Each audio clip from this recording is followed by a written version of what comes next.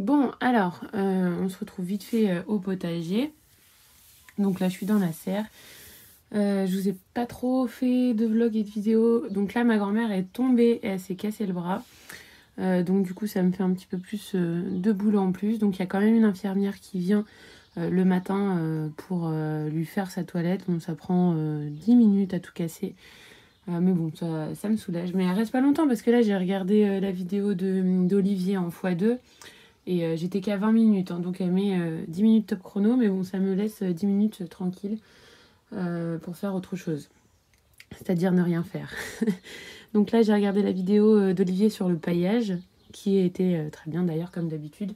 Je voulais juste rajouter un truc, c'est que moi, du coup, là, j'ai le paillage à la fougère que j'ai testé depuis 2 ans maintenant. Et celui que j'ai mis l'année dernière à l'automne n'a toujours pas disparu. Donc je pense que c'est un paillage quand même qui met un petit peu plus de temps à se désintégrer que la paille et le foin. Donc je pense que je vais un petit peu multiplier cette façon de pailler. D'autant plus que quand on coupe les fougères, on a tout de suite beaucoup plus de matière que si je devais couper de l'herbe ou du blé pour faire ma paille. Et puis nous, les fougères, c'est une ressource qui pousse très très très bien chez nous, malheureusement d'ailleurs, puisqu'elle envahit les prairies et tous les sous-bois. Donc c'est une ressource qu'on a en abondance. Donc je pense que je vais de plus en plus pailler à la fougère. Même à l'automne, je pense qu'on va faire des espèces de moissons de fougères et on les mettra en stockage dans la grange pour pouvoir pailler à chaque besoin, quoi. Donc là, heureusement qu'on a refait la chape parce qu'elle a recreusé là-dessous, sauf qu'elle est tombée sur la chape, donc elle n'a pas pu passer, heureusement.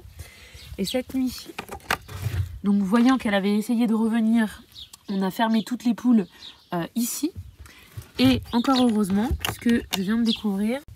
Donc là, elle a rongé et gratté en fait le bois ici. Et elle a défait le grillage de la porte. Donc là, on va consolider en fait avec une petite planche. Et en fait, elle a réussi sûrement à passer là-dessous. Ou alors, elle a capté qu'il n'y avait plus de poules là-dedans et du coup, elle n'est pas rentrée. En tout cas, elle a essayé, elle a arraché ça. Donc, c'est déjà la 2e fois qu'elle revient et qu'elle tente en fait de re-rentrer dedans, quoi. C'est impressionnant, quoi. Donc, je vous avais dit en fait que je ne sais pas si c'était la fouine ou quoi, mais en tout cas, ça avait dérangé la canne qui était en train de couver. C'était vraiment dommage parce que ça a dû se passer vraiment fin juin et ça devait éclore le 2. Donc, moi, j'ai retrouvé... En fait, il y avait 9 œufs au départ. Sur les 9... il y en avait qui avaient disparu et il y en avait un qui était cassé avec un embryon dedans et il restait que 3 œufs. Et sur les 3 œufs, il y en a un où la coquille avait commencé à être cassée, mais pas naturellement par le caneton, quoi. C'était vraiment par quelque chose d'extérieur parce que c'était pas du tout aux endroits classiques. Donc j'ai quand même pris ces 3 œufs et je les ai mis dans la couveuse. Sur ces 3 œufs, il y en a un qui est mort un peu avant l'éclosion théorique du 2 juillet. Et ensuite, j'ai eu les mêmes problèmes que j'avais déjà eu avec la couvaison de poussins que j'avais fait à la couveuse entièrement, c'est-à-dire problème d'éclosion. En fait, celui-ci, c'est le seul qui est assez vif, donc il est resté 24 heures vraiment complètement stone. Là, il commence à être vigoureux. Et donc celui-ci, c'est celui qui avait l'œuf qui était cassé. Donc l'œuf, il est resté cassé 4 jours et il a quand même réussi à donner un petit poussin vivant. Ça, je trouve vraiment incroyable. Enfin, un petit caneton. Je trouve ça vraiment incroyable. Je pensais que le fait que l'œuf soit cassé, ça allait faire sécher l'œuf ou rentrer je ne sais quoi. Et du coup, pas du tout. Par contre, je ne sais pas si c'est encore à cause de ma couveuse, mais ça me l'avait fait la première fois. Là, vous voyez, il a un œil normal et de ce côté, il a un œil complètement collé. Donc là, je vais lui nettoyer avec du sérum Phi pour lui décoller. En fait, c'est pas bien grave, hein, c'est juste, vous savez, le truc qui entoure l'œuf. C'est très collant. En général, c'est leur colle les plumes et tout. Et ben là, ça lui a collé aussi l'œil. Et voilà, ça y est. En fait, il y a un truc tout blanc qui est sorti de son œil. Et là, ça y est, il peut l'ouvrir enfin. Oh bah c'est mieux comme ça quand on voit des 2 yeux, mon pauvre kiki. Oh bah oui, t'es bien mieux comme ça. Oh là là là là. T'es trop mignon. Ça y est, maintenant tu vas sécher, après tu seras encore plus mignon. Parce que là, t'es un peu mignon qu'à moitié quand même. Hein. Oui, viens. Viens au chaud maintenant. Tonight I'm gonna have myself a real good time. I feel alive. And the world turning inside out. Floating around in ecstasy. So don't stop me now. Don't stop good time, having a good time. A shooting star leaping through the sky, like a tiger, defying the laws of gravity. I'm a racing car passing by, like Lady Godiva. I'm gonna go, go, go, go. There's no stopping me. I'm burning through the sky, yeah. 200 degrees, that's why they call me Mr. Fahrenheit. I'm traveling at the speed of light. I'm gonna make a supersonic man out of you. Don't stop me now. I'm having such a good time. I'm having a ball. Don't stop me now. If you wanna have a good time, just give me a call. Don't stop me, 'cause I'm having a good time. Don't stop. Donc là, du coup, on vient de revenir de brocante. J'ai trouvé quelques petites choses sympathiques. Donc là, j'ai celui-là, cours de botanique et biologie végétale. Là, c'est l'élevage moderne du mouton, mais en fait, c'est un vieux livre, donc je vais voir ce qu'il raconte. Donc quand je vais en brocante, je prends toujours un sac à dos. Hein. Ça évite de prendre plein de petits sacs. Donc là, botanique agricole, c'est que des vieux livres en fait. Vous les avez pour pas trop cher. Celui-ci, c'est le guide du naturaliste. Il y a plein de choses sympathiques dedans. C'est très descriptif. Hop. La vie des abeilles.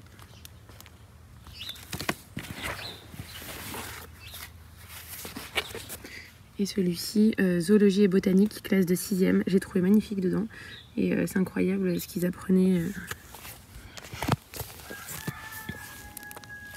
en 6e, quoi. Alors que maintenant, rien à voir, quoi. Les dessins sont super jolis. Des détails très complexes. Vraiment, j'aime beaucoup ce livre. Il est très joli, très beau.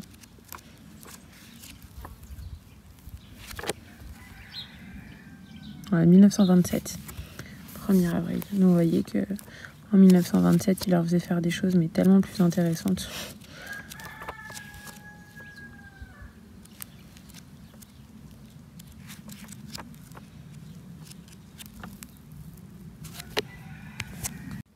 J'ai trouvé aussi ça, du vinaigre de miel. Je l'ai pris parce que je connaissais pas et parce qu'aussi j'ai vu que dedans, je sais pas si vous le verrez. Ah bah mince, j'ai un peu secoué, du coup on le voit pas. Mais il y a une mer en fait qui avait commencé à se former, une toute petite mer. Ah ouais, voilà, elle est là. Vous voyez, une toute petite mer qui a commencé à se former, donc je me suis dit que je pourrais l'utiliser si je veux retenter de le faire. En fait, ils prennent le miel, ils font de l'hydromiel et après ils en font du vinaigre.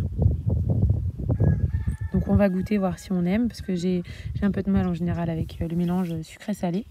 Donc je vais goûter et puis je vous dirai si c'est bon. Peut-être qu'on en fera du coup.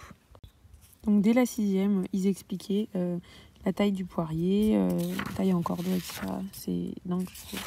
Des trucs tellement plus utiles. Et maintenant, on ne sait rien faire de nos doigts. Grâce à l'école, quoi. On nous apprend des choses, la musique, l'art plastique, l'histoire. Même l'histoire, bon, c'est bien pour la culture, mais ça vous apprend pas à survivre. Hein. Je veux dire, là, la SVT, je trouve, c'est une matière qui est vraiment sous-estimée, alors que c'est un truc hyper important. D'ailleurs, ça devrait être, même pas la SVT, ça devrait être divisé en plusieurs trucs, quoi. Botanique, je comprends pas, franchement.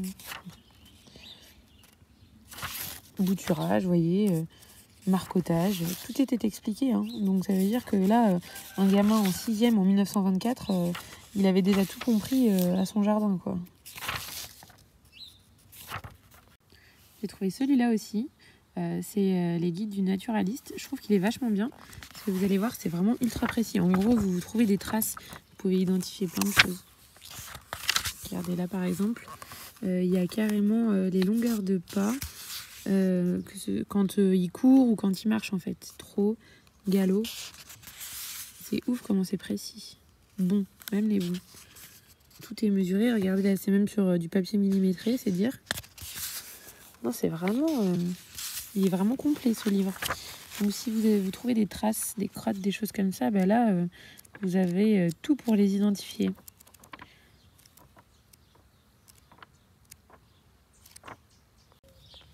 Donc là, il y a une deuxième pousse de cèpes de jardin, comme vous pouvez le voir. Ce coup-ci, bien plus nombreuses, mais par contre, ils sont plus petits. Donc voilà la quantité ramassée aujourd'hui.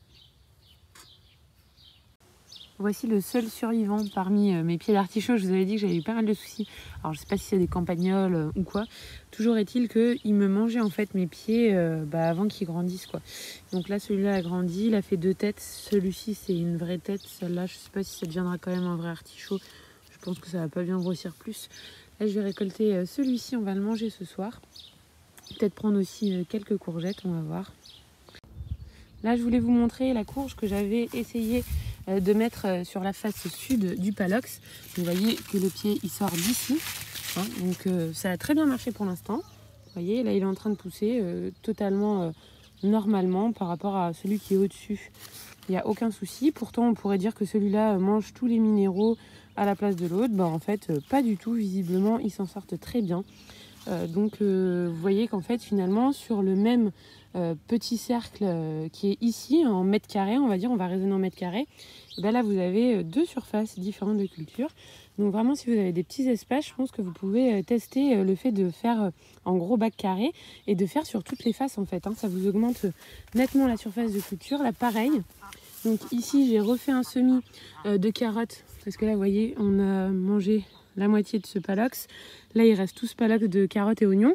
Et là j'ai refait un semis de carottes. Donc il y a quoi, il y a quelques semaines, qui a aussi très bien levé. Forcément il y a de la pluie. Là j'ai déjà un petit peu éclairci, mais pas trop. Vous voyez quand je vous dis que je commence à éclaircir, là il y a 1 cm d'écart. Je vais rééclaircir que dans 2-3 semaines. Et puis j'aurai quand même des petites carottes à consommer. Et là j'ai fait mon semis d'endives qu'il faut que j'éclaircisse aussi. Et donc là sur cette face, vous voyez qu'il n'y a que des fraisiers qui partent de cette face-là, qui est productif, hein. Ça m'a donné des fraises, hein. Vous voyez que là il y en a d'autres en préparation. Là aussi, hein. Donc ça produit très très bien, sachant que ça c'est des petits stolons que j'ai mis, hein, qui sont de cet hiver quoi. Et là sur cette face, c'est des petites boutures que j'ai faites, pareil. Je les ai faites il y a 1 an. Donc ici on a de la santoline et ça a pris toute la face. Attendez, je vais me déplacer. Donc là je suis en train de ramasser les carottes. Là franchement cette année avec la pluie qu'il y a eu, ça a vachement bien marché. C'est la première fois que j'ai des carottes si belles. Mais c'est bien parce que je pense que ici le sol a quand même été décompacté et retourné quoi. Parce que côté forêt jardin, j'y arrivais jamais quoi. Donc voilà, là je vais vous montrer juste ce que je viens de ramasser, juste en éclaircissant un petit peu ce rang, c'est-à-dire que là on voit à peine que j'en ai pris, alors que j'en ai pris. Donc là je les passe au jet, j'enlève les tiges je les donne aux moutons. Cette carotte aussi qui s'est ouverte, je vais la donner aussi aux moutons parce qu'elle n'est pas consommable. Et le reste on va l'utiliser pour notre conso. Et là vous voyez il fait 22, il est 11h. 22 en plein mois de juillet à 11h. Donc c'est vraiment du jamais vu pour moi. Depuis 4 années de culture, c'est vraiment cette année où il fait le plus froid au mois de juillet. Hein. Parce que sinon, nous, on s'est tapé toutes les canicules de ces 3 dernières années. Donc là, c'est le premier été où on n'a pas de canicule. Alors par contre, ça nous a évité d'arroser, quoi. J'ai arrosé que dans la serre. Et donc du coup, ça m'a bien soulagée par contre. Donc là, on a tondu le tout petit, le plus jeune mouton, parce que lui n'avait jamais été tondu. Et on en a fait qu'un, et la prochaine fois, on fera ma brebis que j'avais tondue aux forces, parce que j'ai pas réussi à la tondre assez court. Et lui, voilà ce que ça donne. Ça fait quand même nettement plus propre, hein. Il n'y a pas de poils qui dépassent, quoi. J'ai pas coupé au niveau de ces parties, puisque j'avais vraiment trop peur. Je l'ai coupé déjà à la patte. Je sais pas si vous voyez, là on voit où c'est rouge. Je l'ai coupé un petit peu. Et j'ai fait quand même la queue, mais j'avais hyper peur. J'ai laissé une petite touffe au bout pour faire joli. Et aussi parce que je me suis dit, je sais pas comment la queue elle finit si c'est trop fin. J'ai vraiment peur que ça le coupe, quoi. Donc voilà. Et du coup, elle, ça a vachement repoussé. Donc ça va être le prochain coup qu'on tond la semaine prochaine. Ça va être elle qui va y passer. Mais lui, franchement, je suis contente. Ça fait vraiment propre. Bien plus propre que quand je l'avais fait aux forces, quoi. C'est beaucoup plus régulier. Et voilà de dos ce que ça donne. Alors j'aime pas quand c'est trop court chez les moutons. En général ça fait pas très beau, mais lui ça va parce que comme il a des taches, je trouve que ça lui va bien, ça fait pas moche quand c'est court. Après peut-être aussi que j'ai... Ah, là je l'ai coupé aussi, là on voit un petit peu. J'ai mis du désinfectant.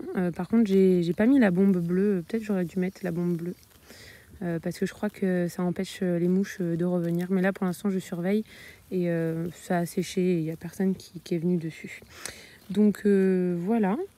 Ça c'est fait, je lui ai coupé ses onglons aussi, mais il les use assez et ça n'avait pas trop poussé.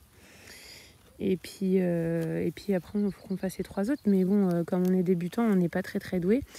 Et du coup, ça nous a pris pas mal d'énergie. C'est de l'énergie, hein, c'est pas du temps, pas mis tant de temps que ça, mais ça prend de l'énergie. Et là je vois que j'ai oublié en dessous de l'oreille une petite touffe. Mais bon, c'est pas grave. Voilà, c'est pas ça qui va le gêner, hein. C'est juste esthétique.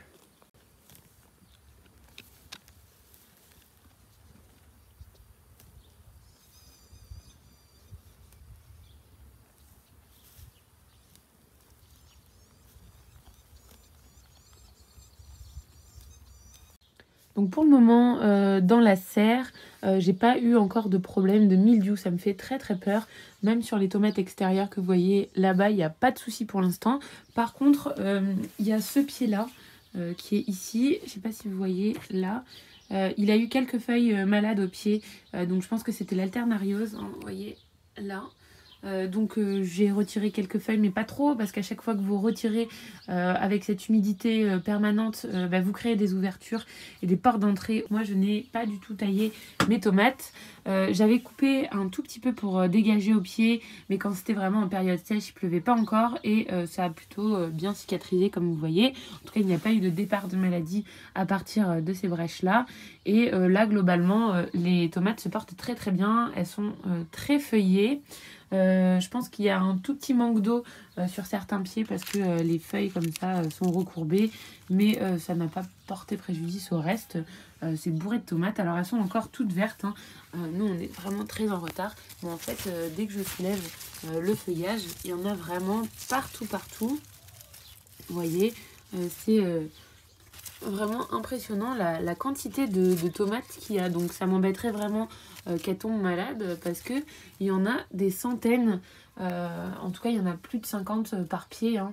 Mais ouais, je dirais presque des centaines par pied parce que c'est vraiment impressionnant. Vous voyez là, là il y en a là, il y en a dessous là-bas. En fait partout où je soulève les feuilles, vous voyez que là il y en a plein. Il y en a dessous là-bas aussi, au fond, enfin vraiment, il y a beaucoup de tomates, même s'il y a beaucoup de feuilles, il y a quand même aussi beaucoup de tomates. Donc là, comme nourriture, qu'est-ce qu'elles ont eu? Elles ont eu l'eau de la mare des canards que j'aurais donné et je pense que ça leur a bien plu. J'en ai pas remis depuis, je vais peut-être en remettre un petit peu, je sais pas, mais ils ont pas de signe en tout cas de souffrir de carence. Il y a encore plein de feuilles en haut. Là maintenant ça y est, elles sont plus grandes que moi, donc ça veut dire qu'elles font plus d'1,80 m. Il reste encore un tout petit peu de place en haut, mais pas grand chose. Et là il y en a une qui commence à faire un angle à partir par là. Celle-là je vais essayer de vraiment pas les tailler pour voir ce que ça donne. En tout cas je suis vraiment super contente parce que ça c'est des petits plants qui étaient vraiment très chétifs dans mon salon. Je me suis dit oh là là, cette année je vais être obligée d'acheter des plants de tomates, ça va rien donner du tout.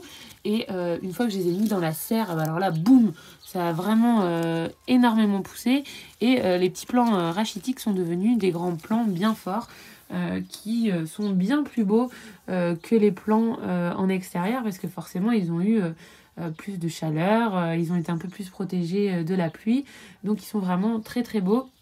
Je vais vous montrer ceux que j'ai plantés en même temps. Ils sont un peu plus petits, mais il y a beaucoup moins de tomates, ceux qui sont en extérieur. Donc du coup, ça, c'est les pieds de tomates que j'ai plantés en même temps. Et vous voyez qu'ils sont déjà beaucoup plus petits, hein. Là, ils m'arrivent à la taille, donc ils font entre 1,10 m, 1,20 m peut-être celui-ci, mais ils sont quand même beaucoup plus petits que ceux qui sont dans la serre. Au pied, j'ai planté mes poireaux. Et ils ont des fleurs, mais pas énormément de tomates, hein. Bon, là, il y en a... un petit peu des petites, mais c'est pas fou quoi par rapport à dans la serre. Là il y en a aussi là, Voilà, là ça va être vraiment très très très loin d'être mûr. Alors c'est pas les mêmes variétés. Dans la serre, il y a de la Montfavet, de la Sacha Altaï et de la tomate ananas. Et là, je ne sais pas parce qu'en fait, ils étaient tellement horribles ces plants que je les ai même pas étiquetés. Je me suis dit, ils vont mourir. Et en fait, pas du tout. Donc, je n'ai pas noté ce que c'était. Donc, je ne sais pas, je verrai à la fin une fois que ça sera mûr. Pour l'instant, pas de problème de mildiou. Par contre, vous voyez qu'il y a quelques feuilles en bas là qui commencent à jaunir et s'abîmer. Donc ça, je ne sais pas encore si c'est le vieillissement classique d'une vieille feuille ou si c'est dû à l'alternariose. En tout cas, pour l'instant, c'est pas, voilà, ça ne la gêne pas. Donc, j'ai pas envie d'enlever cette feuille et de créer une porte d'entrée pour une maladie fongique quelconque qui doit bien se balader en ce moment, vu le temps qu'on a. Hein, vous voyez, là on est dimanche, ils avaient encore annoncé normalement un petit peu d'éclaircie, alors qu'on a eu que de la flotte et c'est encore tout gris, quoi. Donc c'est pas prêt de sécher et c'est pas prêt de pousser surtout, hein, parce que là on a un retard monstrueux. L'année dernière j'avais déjà des tomates. J'avais déjà des courges qui étaient énormes. Là, elles sont tout juste en train de commencer à faire leurs fleurs. Hein. C'est dingue, regardez là. Ça, c'est de la courge delicata. Et voilà, c'est minuscule. Hein. C'est encore bien loin d'être prêt. Donc voilà, très très en retard cette année. Mais on va y arriver. On va y arriver. On va espérer que la fin du mois de juillet et le mois d'août sera de bons mois. Là, celles-là, si elles se font manger par le mildiou, je pleure, je me roule par terre, en boule. Parce qu'elles sont trop belles. Elles sont bien grosses. Là-bas aussi. Ça, je crois que c'est des marmandes, celles-là. Tu sais que t'as pas le droit de venir dans la serre. C'est quoi en plus, ça? C'est quoi ça qui pend? Hein? Grosse sale. Oh, c'est tombé, Lulu. Qu'est-ce que tu vois? Donc là, en fait, j'utilise cette grande bâche là qu'on avait reçue quand on avait acheté nos arbres chez Delbar, sur la pépinière Delbar sur internet. Donc on la réutilise encore. Donc vous voyez que c'est super. Leur contenant finalement produit pas de déchets puisque le seul truc plastique c'est ça et on s'en resserre de nombreuses fois. Donc en fait, Abdel il met la bâche là-bas au mouton. Il charge toute la paille sale. Hein, vous voyez, il y a des zones qui sont pas très propres. Et il la met dessus, comme ça en fait ensuite il le tire jusque là et ça lui permet de ramener facilement toute cette quantité là plutôt que de remplir des brouettes, un chariot ou un truc comme ça. Là c'est très facile et très rapide.